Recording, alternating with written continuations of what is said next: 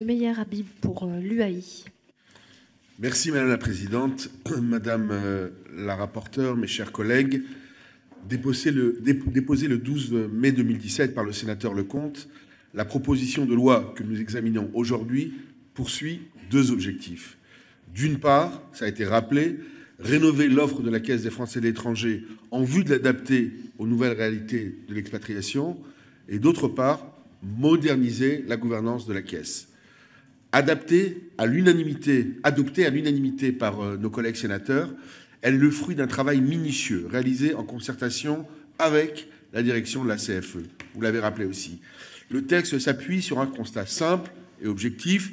Si on estime entre 2,5 millions à 3 millions le nombre de Français établis hors de France, seuls 200 000 adhèrent aujourd'hui à la Caisse des Français de l'étranger, soit moins de 8%.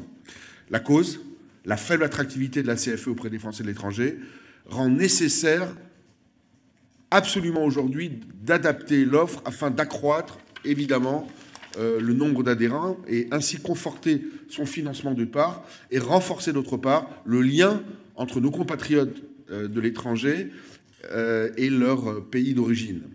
En ce sens, la refonte du mode d'arrivisation avec la mise en place progressive d'une cotisation par tranche d'âge, donc c'est l'article 3, alinéa 22, va permettre non seulement de lutter contre la fraude, mais aussi de simplifier l'offre de la CFE, alors qu'elle compte aujourd'hui, imaginez-vous, près de 600 tarifs différents. 600 tarifs aujourd'hui, ce qui est absolument délirant.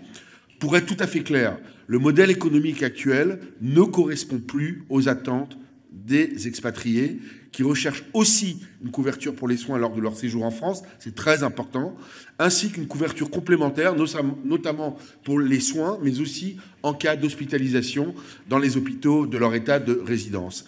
L'article 23A de la PPL prévoit aussi une modernisation de la politique commerciale avec retour, alors c'est un peu complexe en 2 minutes de rentrer, mais avec retour au courtage. Une expérimentation doit être conduite donc en ce sens en Asie du Sud-Est et aussi dans quelques autres pays, dont Israël, pays dont, dans ma circonscription, qui comprend beaucoup de seniors, pour tester justement la nouvelle offre de la CFE. Enfin, le premier chapitre ouvre accès aux services de la CFE aux ressortissants européens, en conformité, vous le rappelez aussi tout à l'heure, Madame la rapporteure, avec nos engagements communautaires. Soulignons aussi que ce texte a sensiblement modifié le deuxième chapitre, le chapitre 2, pour tenir compte de la réforme en cours de la représentation des Français de l'étranger, initiée par Jean-Baptiste Lemoyne en février dernier.